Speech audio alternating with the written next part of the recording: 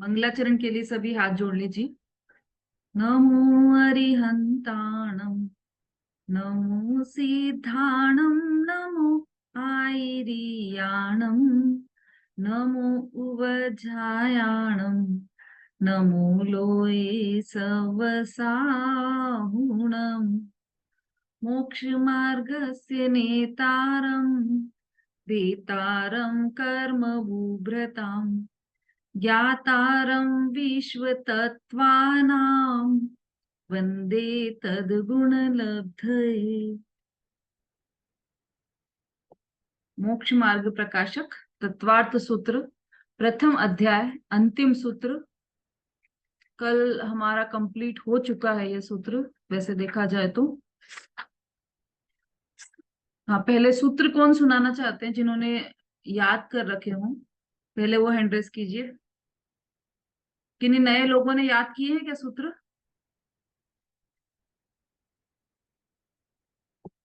हम्म।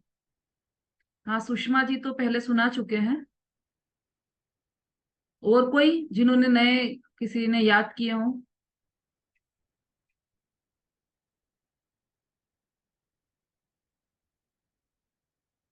चलिए, देखकर पढ़ने लायक कोई, देखकर कौन पढ़ सकते हैं सूत्र का सही उच्चारण करके?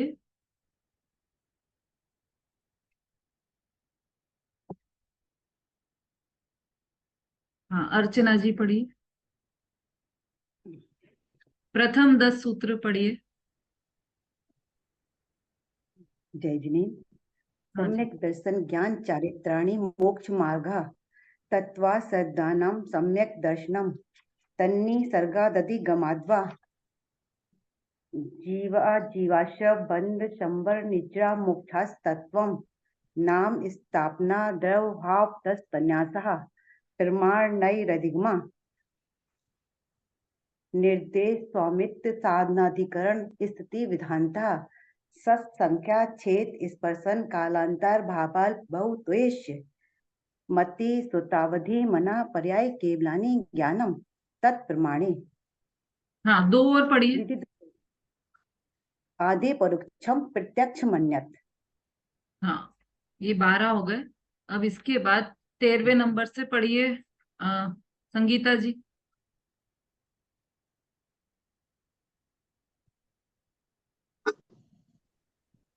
आद्य परोक्षम प्रत्यक्ष मन्य मति स्मृति संज्ञा चिंता विनियोग नरकांतरम तद इंद्रिया निमित्तम अग्रह अवाय धारणा भव भव वित्तानि सुतान निर्वाणाम श्रेता अर्थश विज्ञानश विज्ञानश अग्रह न चतुर इंद्रिया सुतम निकम द्वादश वेदम भव प्रत्यो बधे देव नाकाणा अयोक्तम निमित्त सड़ विकल्प शेषाणाम विकल्प की मने पर्याय विशुद्ध प्रतिपाताभ्याम तद विशेषा विशुद्ध क्षेत्र स्वामी विषयो विषेभ्यो बधि मने पर्यायो मति श्रुतियो निर्बंधो द्रव्येष्व पर्यायेषु रूपेषु वदे तदंत भागे मने पर्यायेषु सर्व द्रव्य पर्यायेषु केवलश एकादीनि भाज्यानि युः पदे कस्मिन्ना चतुर्भ्यः मर्त्य श्रुतावधयो विपर्यश्च सद सद सतोर विशेषाद् द्रक्षो लब्धे ऋणमतवत् नेगम संग्रह व्यवहार सूत्र शब्द संभवी रूढ़े बहुता नया। ठीक, ये 33 सूत्र हमारे चल चुके हैं और इन 33 सूत्रों में हमने बहुत कुछ सीख लिया है।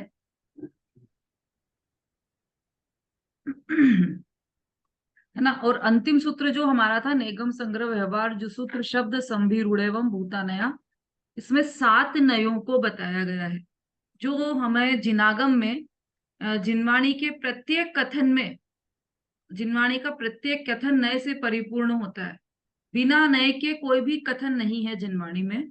तो उन कथनों का कैसे अर्थ निकालना है, उसकी प्रोसेस क्या है, वह इसलिए इन नयों को समझाया गया है।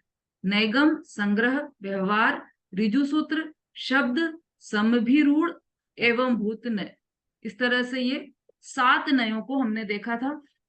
इन 7 नयों के लिए धवला में भी एक उदाहरण दिया है, बहुत ही सुंदर उदाहरण है वह, कि जैसे कोई मनुष्य हो और उसकी मतलब उसकी संगति अच्छी नहीं हो, मतलब वो हिंसक व्यक्तियों के साथ रहता हो, तो अरे तो क्या कहा जाता है कि अरे ये तो नारकी है, नारकी। उस उसकी संगति देखकर ऐसा कहा कि अरे ये तो नारकी है। तो यह हो गया नेगम नय, क्योंकि भावी नेगम नय से वहां पर उसे नारकी कहा, जबकि अभी तो वो मनुष्य है, लेकिन उसकी संगति देखकर कि ये भविष्य में नारकी हो जाएगा, इसलिए उसे नारकी कहा। तो यह एक तरीके से नेगम नय की अपेक्षा से हो गया।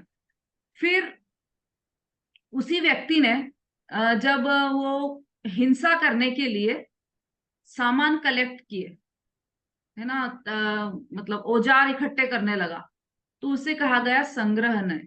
तो संग्रह नय के मतलब उसका औजार इकट्ठे करना वो संग्रह नय, क्योंकि संग्रह नय की परिभाषा में हमने क्या देखा था कि उसके संकल्प को देखकर कि वह क्या करने जा रहा है, जैसे हमने देखा था ना, वो मैं भात पका रहा हूँ, ऐसे ही वह कि मैं तो सामान इकट्ठे कर रहा हूँ, तो किस लिए इकट्ठा कर रहा है, उसका संकल्प क्या है कि वह हिंसा करने के लिए सामान इकट्ठे कर रहा है, तो उसके लिए वह संग्रह नय की उससे तुलना की गई। फिर नेगम संग्रह के बाद व्यवहार, तो व्यवहार में उन औजारों में से उसने छांटा, भेद करके छांटा कि अरे मुझे तो इस वो हिंसा करने के लिए ये औजार ले जाने हैं, तो उसको वो भेद करना वह व्यवहार नय कहलाया। फिर नेगम संग्रह व्यवहार के बाद ऋजु सूत्र नय, तो ऋजु सूत्र नय क्या बताता है कि वर्तमान पर्याय मात्र का ग्रहण, मतलब उसने वो चला गया और उसने वहां पर किसी जानवर को तीर से मार दिया, तो तब उसे कहा गया कि अरे ये तो नारकी है। देखो इसमें सब में जोड़ते जाना, जो उसने हिंसा के सामान इकट्ठे कर रहा था तब उसे नारकी कहना, तो वो क्या कहलाया था, संग्रह ने। ऐसे ही जब उन सामानों में से जो छांट रहा था वह, तो उस व्यवहार ने से वो क्या कहा गया उसे कि यह तो नारकी है, क्योंकि ये तो हिंसा के लिए तलवार छाट रहा है, ये ढूंढ रहा है, बंदूक ढूंढ रहा है, तो ये तो नारकी है। ऐसे ही ऋजु सूत्र नय में वर्तमान पर्याय को ग्रहण करता है ऋजु सूत्र नय। तो जब उसने तीर से किसी जानवर पर तीर चलाया, हिरण पर तीर चलाया मान लो, तो तीर चलाया, तो उसे कहा गया कि अरे ये तो नारकी है, तो उसकी वर्तमान पर्याय में हिंसा को देखकर कहा गया कि यह तो नारकी है। ये सूक्ष्म होते जा रहा है। अब जो शब्द नय है, तो उसमें शब्द नय में ऐसा कहा गया कि वो मतलब वो उससे उससे जो उसने तीर मारा था उससे उस पशु की मृत्यु हो गई, तो उस मृत्यु को देखकर कहा गया कि अरे ये तो नारकी।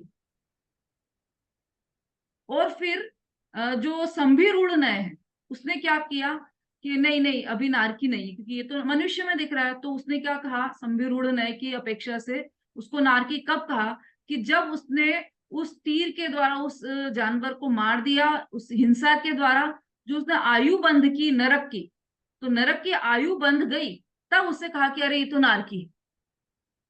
इतना पास आता गया संभिरूढ़ नय।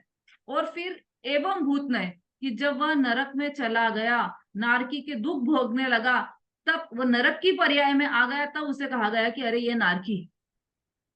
ये एवं भूत नय का ऐसा कार्य है। तो ये धवला की 7-8 नंबर की पुस्तक में इस तरह का आचार्य वीर सेन ने उदाहरण दिया है। और भी डिटेल जानना हो तो वहां से जान सकते हैं। वैसे शॉर्ट में आपको सब समझ में आ गया होगा जो इतने दिनों से अपनी चर्चा चल रही थी। केवल नए ही नए की हमने 7-8 दिनों में चर्चा की है, काफी डिटेल में चल गया है हमारा नए का प्रकरण भी। इस तरह से हमारा ये प्रथम अध्याय संपूर्ण होता है। और इस पूरे अध्याय के संबंध में यदि किसी को कोई प्रश्न हो तो वह पूछ सकते हैं।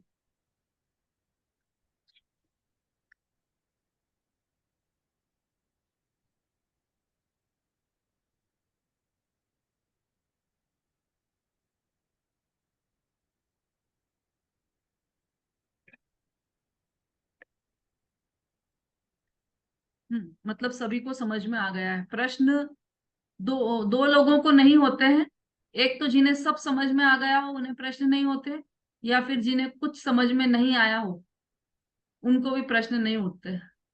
अब मैं क्या समझूं वो आप अपने आप में समझ लेना। चलिए आरती जी बोलिए। दीदी मेरे को ने ये शब्द नए और समरूढ़ नए हैं, इन दोनों में कल समझ में नहीं आए दोनों। अच्छा ठीक है, इसको फिर से ले लेते हैं। शब्द नए और संभि रूढ़ नए।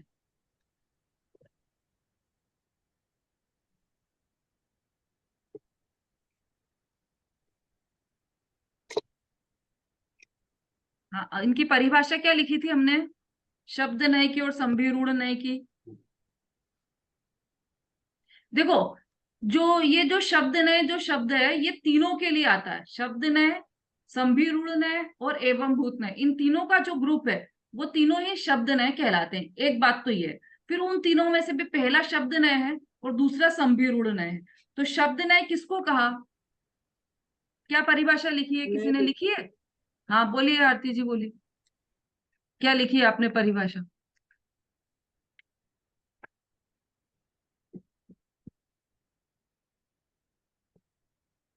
सुषमा जी बोलिए। दीदी जय जिनेन्द्र। लिंग हाँ आदि के भेद से पदार्थ को भेद रूप ग्रहण करना शब्द रूप नय है, ये हाँ लिखिए। बिल्कुल ठीक है। शब्द नय किसे कहते हैं, तो लिंग आदि के भेद से, मतलब इसके लिए उदाहरण दिया था कि जैसे स्त्री, दार, धार्या, हाँ ये वाला उदाहरण दिया था। तो उसको शब्द ने हाँ, स्वीकार नहीं करता है क्योंकि उसमें अलग अलग लिंग है ना। बोलू इससे आगे का, हाँ इससे आगे का बोलो इससे आगे का बोलना है क्या? बोलिए बोलिए, क्या लिखा है आपने? वह एक लिंग को ग्रहण करेगा, अलग अलग लिंग को ग्रहण नहीं करेगा। जैसे दार, इसका अर्थ है स्त्री, भार्या भी स्त्री और कलर्त भी स्त्री, लेकिन शब्द ने भिन्न अर्थ का वाचक समझता है। जैसे दार पुल्लिंग, भार्या स्त्रीलिंग और कलर्त नपुंसकलिंग मानता है। वह एक ही लिंग को मानता है, जैसे इंद्र, शुक्र और पुरंदर। हाँ ठीक ये है, लिखा। सही लिखा आपने, बिल्कुल सही लिखा। इंद्र, शक्र और पुरंदर, इनको तो मान लेगा कि हाँ ये पर्यायवाची है, लेकिन वह उनको पर्यायवाची भी नहीं मानेगा। किसको? स्त्री, स्त्री और क्या है वो भार्या, दार और कलत्र, इन तीनों को पर्यायवाची नहीं मानेगा क्योंकि वो तीनों अलग अलग लिंग के हैं। ऐसा शब्द नय का। और संभिरूढ़ नय जो है वो तो पर्यायवाची मानता ही नहीं है, वो तो तीनों के अलग अलग अर्थ ही बताता है, इतना भी नहीं मानता। मतलब जो इसने माना था कि दार, भार्या, कलत, इसने इस दार, भार्या, कलत्र को तो अपनी गिनती में ही नहीं लिया था, लेकिन किसको लिया था? इंद्र, शक्र और पुरिंदर, इनको तीनों को कि हाँ ये तीनों ही इंद्र के पर्यायवाची है, ऐसा इसने मान लिया था संभिरूढ़ नय ने, शब्द नय ने। लेकिन संभिरूढ़ नय इनको भी पर्यायवाची नहीं मानता क्योंकि वो कहता है कि अरे इंद्र का अर्थ अलग है, शक्र का अर्थ अलग है, पुरिंदर का अर्थ अलग है, तो जो जिस अर्थ में उसको वही मानेगा। ऐसा संभिरूढ़ ने। और संभिरूढ़ ने भी दो बताए थे, एक अर्थारूढ़ और एक शब्दारूढ़, है ना। तो उसमें एक में तो ये आ गया अर्थारूढ़ वाला, और शब्दारूढ़ में ही आया कि जैसे गाय है तो वो गाय है ना, तो गाय शब्द का अर्थ तो ये कि जो गमन करे वह गाय। और गाय शब्द के 11 अर्थ निकलते हैं, बहुत तरह के अर्थ निकलते हैं, लेकिन चूंकि रूढ़िवादी से वो गाय शब्द गाय के लिए आ रहा है, जानवर के लिए आ रहा है, तो फिर उसी को ही मान्य करना। ये हो गया शब्दारूढ़। वो था अर्थारूढ़ और ये शब्दारूढ़, ये दोनों ही संभिरूढ़ नए हैं, है ना। तो इन दोनों इस नए के मतलब ये कह सकते हैं कि ये नए जो होता है संभिरूढ़ नए, इसकी दृष्टि में कोई भी शब्द पर्यायवाची है ही नहीं, सब शब्द का अलग अलग अर्थ है। और या फिर लोक प्रसिद्ध अर्थ जो निकल रहा है उसका लोक प्रसिद्ध अर्थ उसको स्वीकार करके भी वो कह देता है कि हाँ ये गाय है,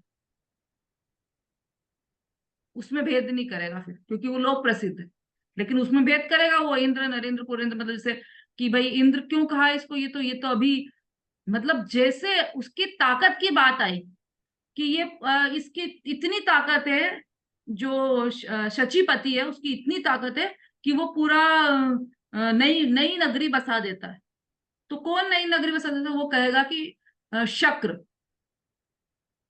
इंद्र इंद्र विंद्र नहीं लेगा उस समय, वो शब्द क्या लेगा? वो शक्र जो है वो पूरी नई नगरी बसा देता है, उसमें इतनी ताकत, ऐसा। और किसी नगरी को ध्वस्त कर दिया किसी ने, तो वो ऐसा नहीं बोलेगा कि इंद्र ने नगरी को ध्वस्त कर दिया, वो क्या बोलेगा?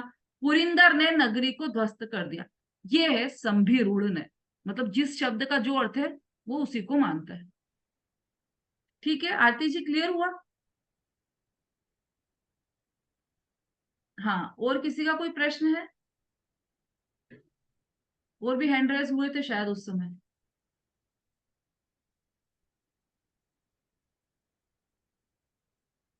हाँ नंदिता जी।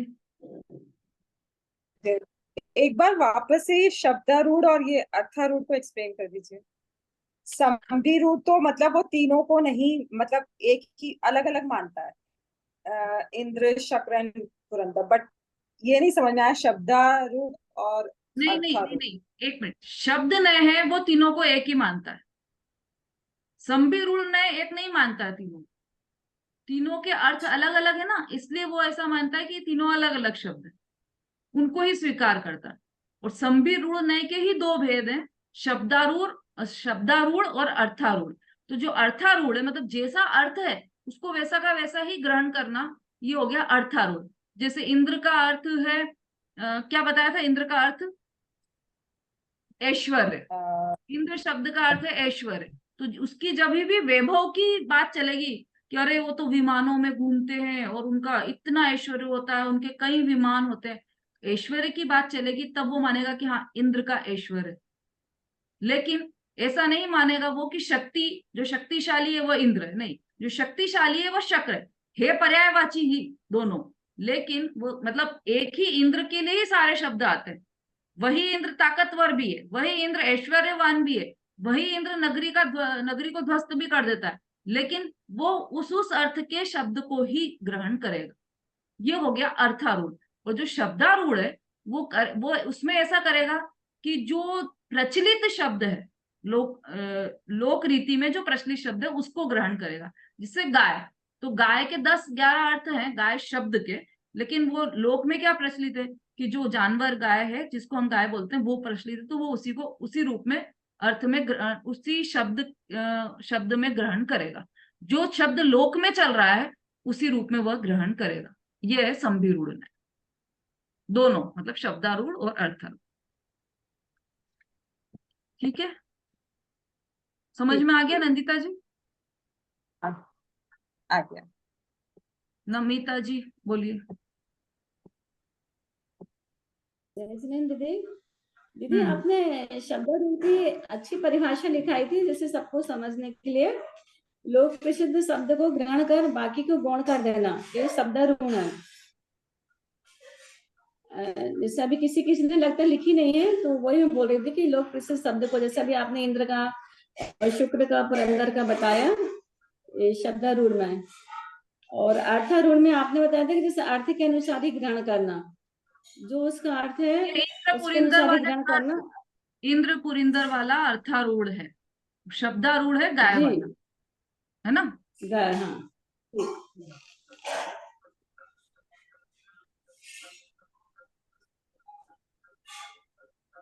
ठीक है। हाँ चलिए, और कोई प्रश्न? अनीता जी।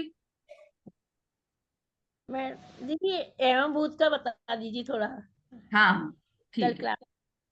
हाँ, एवं भूत नय अंतिम नय है इन सातों नयों में से, और सबसे महत्वपूर्ण नय है एवं भूत नय, जो कि केवल उस क्रियारूप परिणमित पदार्थ को ही ग्रहण करता है।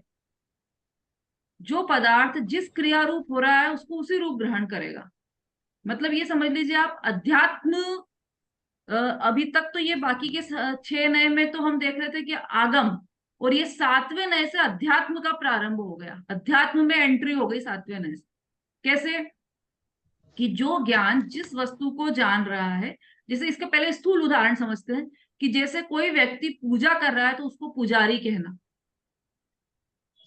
ये हो गया एवं भूत नय, जो मतलब उस क्रिया रूप परिणमित पदार्थ को ग्रहण करना। तो ये तो स्थूल उदाहरण है, और वास्तव में क्या है कि उस क्रिया रूप परिणत कौन हुआ है, उस जीव को पुजारी नहीं। देखो थोड़ा सा और सरल करके समझते हैं। जैसे कि हमने ये जाना कि यह किताब है, ठीक है, यह किताब है ऐसा जाना ज्ञान है। अब ज्ञान कौन जान रहा है, ये आंखें तो देख नहीं, इतना तो अपन समझ गया ना छड़ाला में कि आंखें तो देख नहीं रही है, जान कौन रहा है, ज्ञान ही जान रहा है। तो ज्ञान किसका है, आत्मा का ज्ञान है, और ये किताब पुद्गल द्रव्य है। दो अलग अलग द्रव्य हो गए ना, इतना तो समझ में आ रहा है कि इसको भी जी समझाएं जी सुलेखा जी, आ रहा है ना। जिस ज्ञान से किताब जान रहे हैं, वो ज्ञान जिसका है वह तो जीव द्रव्य है, और ये किताब है पुद्गल द्रव्य, ठीक है। अब जो जीव है उसके ज्ञान में जिस वस्तु को वो ग्रहण कर रहा है, उस तो वो ज्ञान पूरा किताब रूप परिणमित हो गया। ज्ञान किताब को जान रहा है तो वो किताब रूप परिणमित हो गया ज्ञान। तो इस परिणाम को देखकर कहा गया कि जो किताब है वही आत्मा है। थोड़ा सूक्ष्म है, लेकिन इसको समझने का प्रयास करना बहुत काम का है, ये नए, है ना। जैसे मतलब इसकी आप परिभाषा संक्षिप्त में आपने लिखी होगी वैसे। हेलो, पाठशाला चल रही है आंटी, मैं बाद में बात करती हूँ।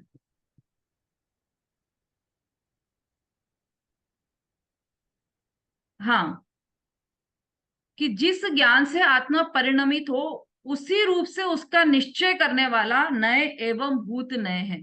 जैसे इंद्र रूप ज्ञान से परिणत आत्मा इंद्र है, और अग्नि रूप ज्ञान से परिणत आत्मा अग्नि है। अग्नि को ज्ञान जान रहा है तो उसको कह दिया आत्मा को कि आत्मा अग्नि है, क्योंकि वो जिस समय वो अग्नि को जान रहा है तो ज्ञान अग्नि रूप परिणमित होगा। तो आत्मा को ही अग्नि रूप कहने वाला नए एवं भूत नए है।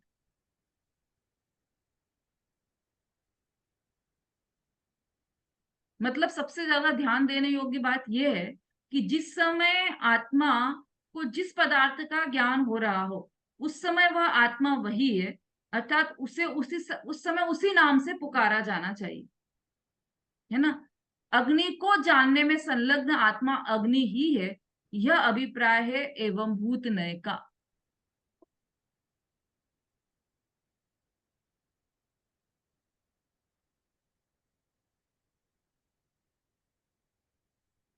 और देखो इस कोर्स, जो जिस समय जिस पदार्थ का ज्ञान कर रहा उस समय उस व्यक्ति विशेष को उस पदार्थ के नाम से ही पुकारना चाहिए।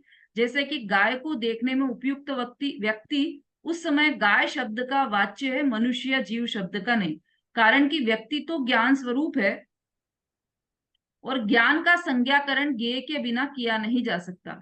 एवं भूत की एकत्व दृष्टि में घट व ज्ञान अथवा ज्ञान व ज्ञानधारी जीव, ऐसा द्वैत कहाँ, मतलब ऐसा दोपना नहीं है, एकत्व है। एवं भूत है ना, तो उसकी दृष्टि एकत्व रूप है एवं भूत नहीं की।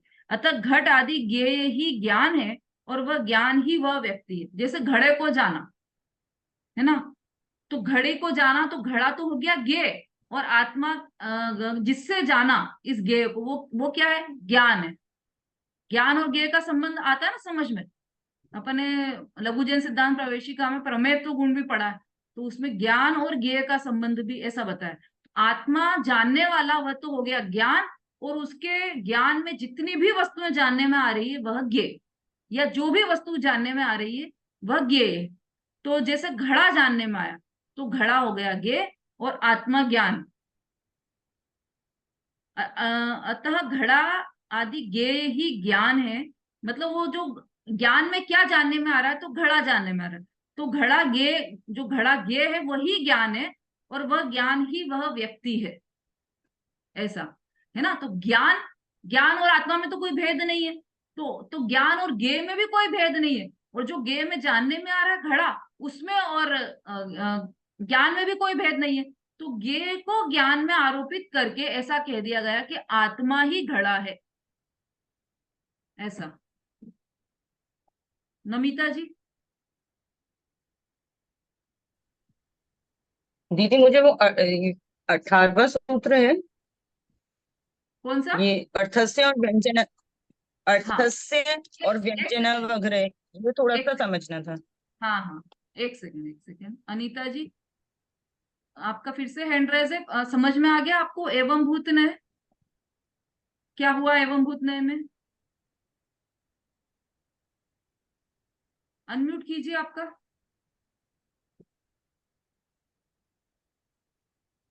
ज्ञेय को ज्ञान में ही जानना, ज्ञेय और ज्ञान में आरोपित करना, यही एवं भूत है। हाँ हाँ, बहुत बढ़िया।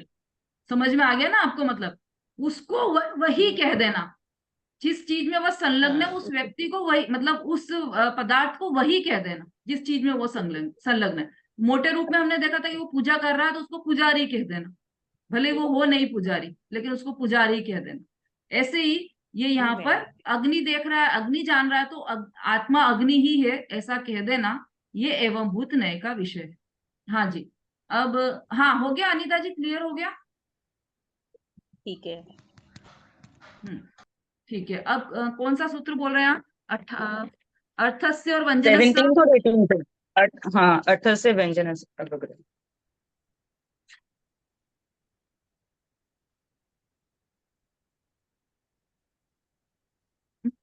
अर्थस्य ये है ना, मति ज्ञान की चर्चा के अंतर्गत आया है। मति ज्ञान का विषय क्या है?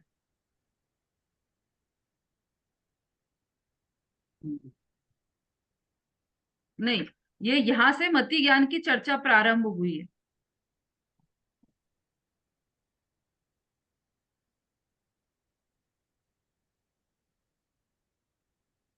हाँ, तो मति ज्ञान की उत्पत्ति कैसे हुई थी? कि 5 इंद्रियों और मन के निमित्त से, उसके अवलंबन से मति ज्ञान होता है, ये देखा था। फिर उसका प्रोसेस क्या है उत्पत्ति का? तो अवग्रह, इहा, अवाय और धारणा, ये उसका प्रोसेस है। ये 15वें सूत्र में बताया। फिर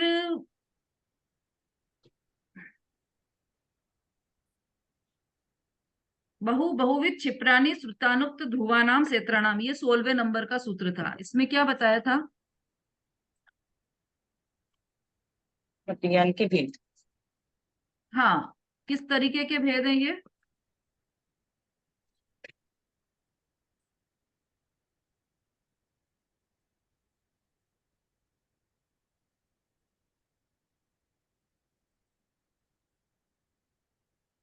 हम्म, नहीं, मति ज्ञान जिन प्रकार मतलब जिन पदार्थों को जानता है उन पदार्थों के भेद हैं ये जो है ना, बहुविध क्षिप्राणी, ये पदार्थों के भेद है, मति ज्ञान के भेद नहीं। मति ज्ञान के भेद तो हो गए अग्र, इहा, अवाय और धारणा। तो ये पदार्थों के भेद है कि मति ज्ञान किन पदार्थों को जानता है। तो बहु प्रकार के, बहुविध प्रकार के, क्षिप्र प्रकार के, ऐसा। तो ये 12 प्रकार के पदार्थों के भेद है। इन पदार्थों को अग्र, इहा, अवाय, धारणा के द्वारा मति ज्ञान जानता है ना?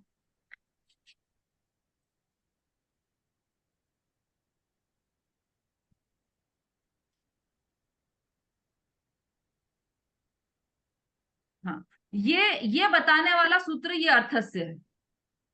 भाई ये तो बता दिया कि बहु प्रकार के, बहुविध प्रकार के, क्षिप्र प्रकार के, ऐसा ये सब बता दिया 12 प्रकार के। तो ये किसके भेद हैं ये बताने के लिए अर्थस्य, ये वाला सूत्र आया है।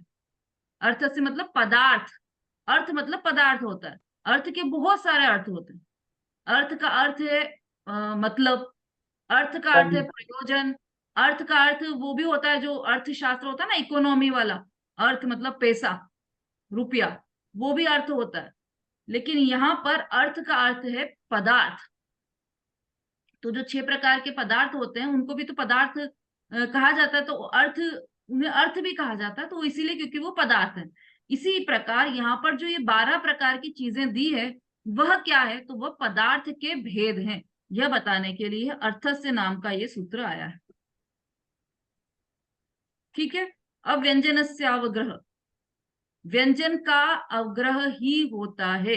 2 चीजें बताई थी, अर्थस्य पदार्थ, और देखो इतने दिन में तो ये सब दिमाग से भी निकल गई चीजें।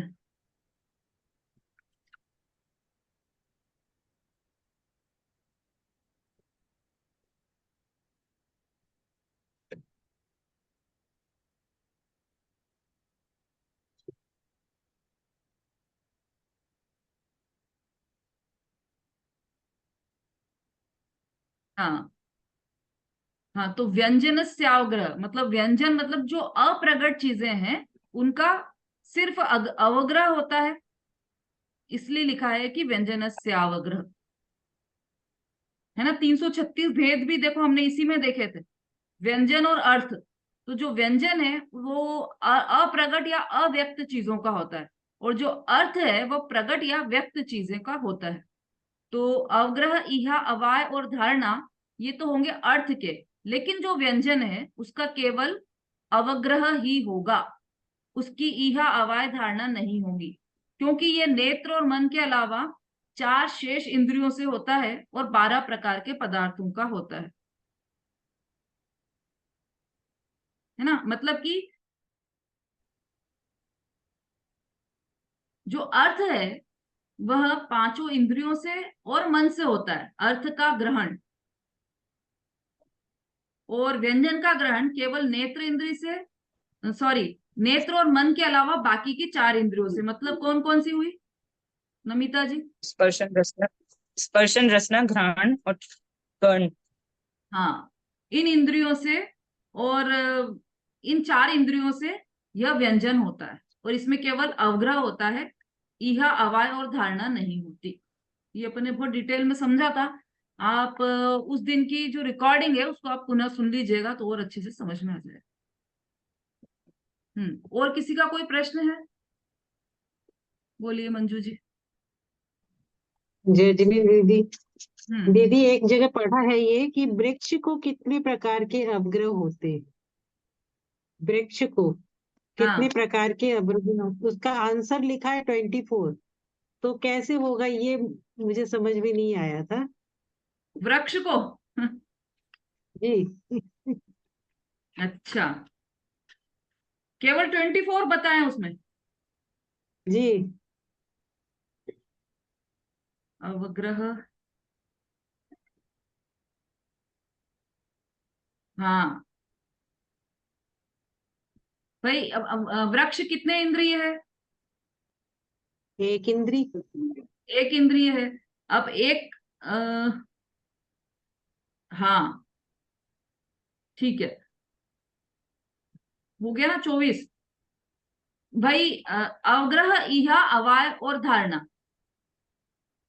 क्या लिखा है उसमें? पूरा पूरा पढ़ के बताइए। वृक्ष को कितनी प्रकार का अवग्रह होता है? अवग्रह, अवग्रह के प्रकार। हाँ।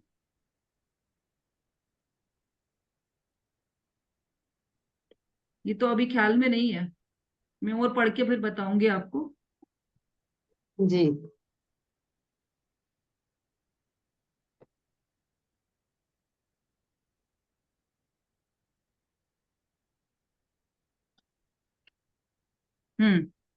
चलिए, और कोई प्रश्न?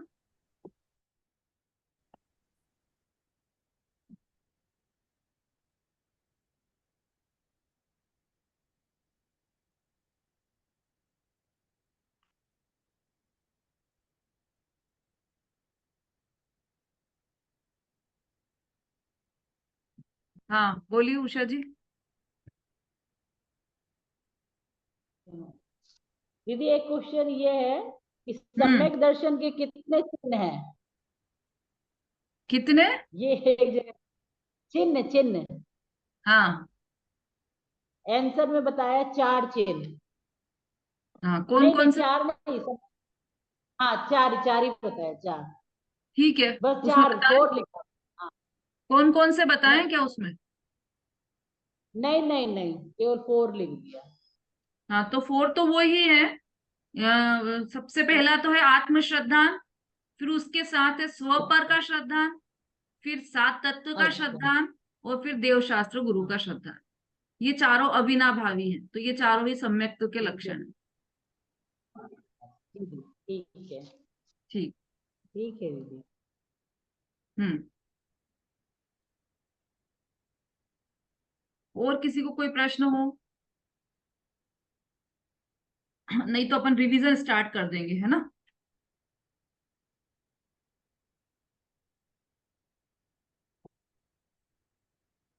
सुलेखा जी।